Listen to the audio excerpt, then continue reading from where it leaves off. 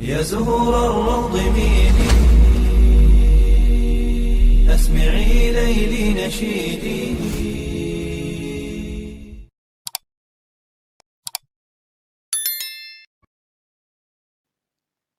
Assalamualaikum warahmatullahi wabarakatuh. Syukur alhamdulillah, dalam kesempatan yang mulia ini kita masih diberikan banyak kenikmatan sehingga kita dapat berjumpa kembali di channel ini. Marilah kita senantiasa bersolawat serta salam kepada junjungan kita semua, yaitu baginda Nabi Muhammad sallallahu alaihi wasallam.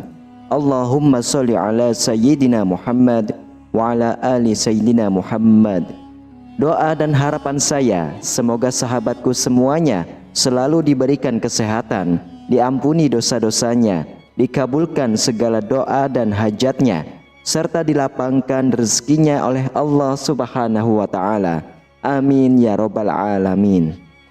Sahabatku yang dirahmati oleh Allah Subhanahu wa Ta'ala, surah Al-Ikhlas atau dikenal dengan Kulhu termasuk surah pendek yang hampir semua umat Islam menghafalnya. Ayatnya yang pendek dan mudah diingat membuat surah Al-Ikhlas akan selalu dibaca setiap kali mendirikan sholat.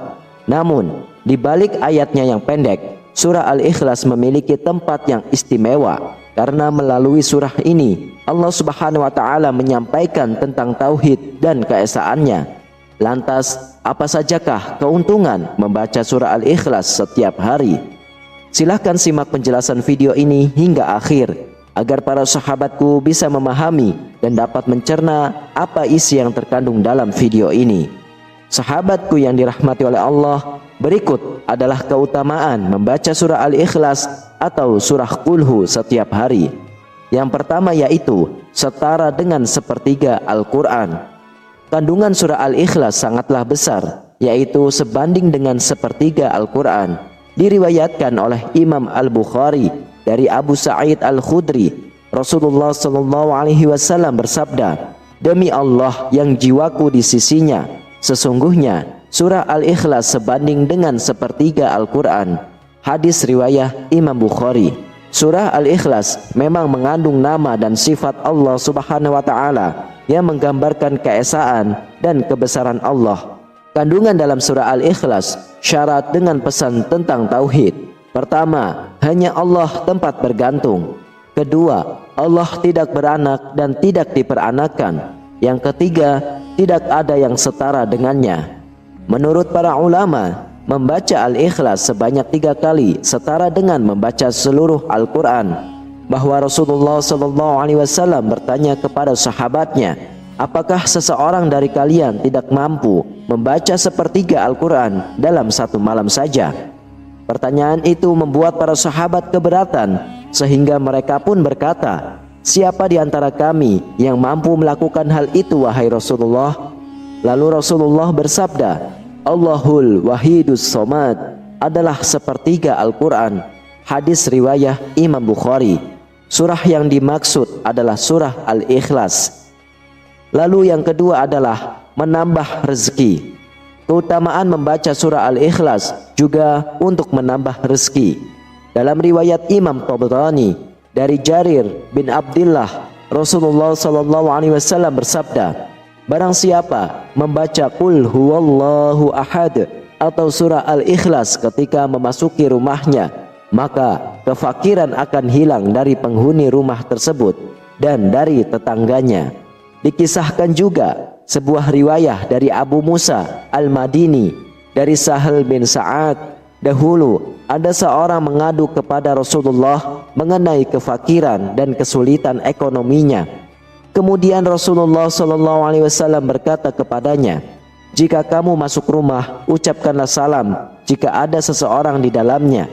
Jika tidak ada seseorang, maka ucapkanlah salam kepadaku, dan bacalah Qul huwallahu ahad 1 kali." Orang itu mengerjakan perintah Rasulullah SAW. Tak lama pun Allah Subhanahu wa Ta'ala memberikan rezeki kepadanya hingga melimpah kepada tetangganya. Lalu yang ketiga adalah menjadi sebab dikabulnya doa. Apabila kita mempunyai keinginan atau cita-cita yang mungkin Anda sendiri menganggap harapan tersebut tidak mungkin bisa tergapai, maka Anda harus mengetahui keutamaannya. Buraidah bin Al-Huzayb Al-Aslami radhiyallahu anhu menuturkan tentang keutamaan surah Al-Ikhlas.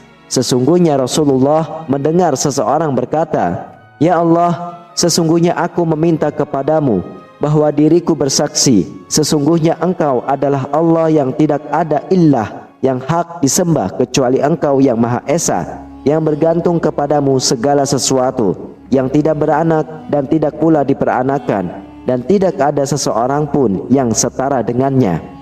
Kemudian Rasulullah bersabda, "Sungguh dirimu telah meminta kepada Allah dengan namanya, yang jika ia dimintai dengannya pasti akan memberi, dan jika ia diseru dengannya pasti akan mengabulkannya."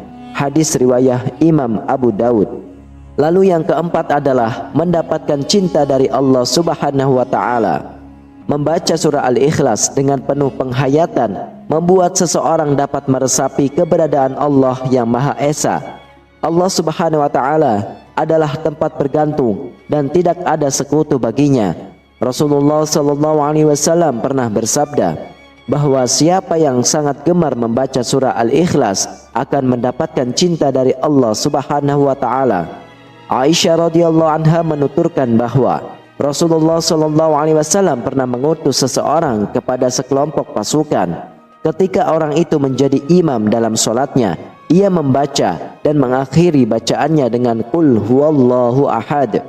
Lalu Rasulullah SAW bersabda, "Tanyalah ia mengapa ia berbuat demikian." Lalu mereka bertanya kepadanya. Ia pun menjawab, "Karena surah ini mengandung sifat Ar-Rahman dan aku cinta untuk membaca surah ini." Lalu Rasulullah SAW bersabda, "Beritahu dia, sesungguhnya Allah pun mencintainya." Lalu yang kelima, menjadikan seseorang masuk surga. Keutamaan surah Al-Ikhlas yang keempat adalah apabila dibaca oleh seseorang dengan hati yang hadir, hal yang demikian seseorang tersebut bisa masuk surga. Dituturkan dari Abu Hurairah radhiyallahu anhu, suatu hari ia sedang bersama Rasulullah, lalu beliau mendengar seseorang membaca surah Al-Ikhlas, maka Rasulullah bersabda, "Telah wajib." Abu Hurairah bertanya, "Apa yang wajib?" Rasulullah bersabda, "Telah wajib baginya surga." Hadis riwayat Imam Tirmizi. Kemudian yang keenam, menjadi pelindung. Keutamaan berikutnya adalah apabila seseorang membacanya diikuti dengan surah An-Nas dan surah Al-Falaq, hal tersebut akan menjadi pelindung sang pembacanya. Hal ini diajarkan oleh Rasulullah SAW.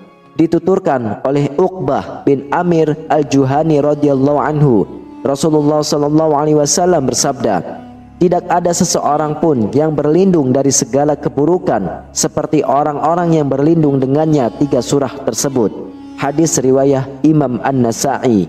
Ketiga surah tersebut tak hanya menjaga dengan keadaan sedang terjaga, ketiga surah itu juga bisa melindungi saat kita sedang tidur dan beristirahat. Dituturkan oleh Aisyah radhiyallahu anha, Rasulullah terbiasa membaca ketiga surah tersebut sebelum tidur. Aisyah radhiyallahu anha menuturkan, sesungguhnya apabila Rasulullah ingin merebahkan tubuhnya atau tidur di tempat tidurnya setiap malam, beliau mengumpulkan kedua telapak tangannya, kemudian beliau sedikit meludah padanya sambil membaca surah Qul huwallahu ahad dan Qul a'udzu birabbin nas dan Qul a'udzu birabbil falaq. Kemudian setelah itu beliau mengusapkan kedua telapak tangannya ke seluruh tubuhnya yang dapat beliau jangkau. Beliau memulainya dari kepalanya, wajahnya, dan bagian depan tubuhnya. Beliau melakukannya sebanyak 3 kali. Hadis riwayat Imam Bukhari. Godaan jin kafir pasti selalu menghampiri setiap harinya. Karena itulah kita perlu meminta perlindungan agar kita dijauhi dari syaitan dan dari hal yang tidak diinginkan.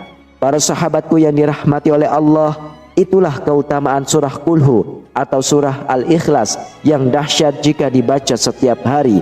Semoga kita dimudahkan oleh Allah dan diberi istiqomah agar bisa mengamalkannya. Demikian, hanya ini yang bisa saya sampaikan. Semoga bermanfaat untuk kita semua. Amin, amin ya rabbal alamin. Wassalamualaikum warahmatullahi wabarakatuh.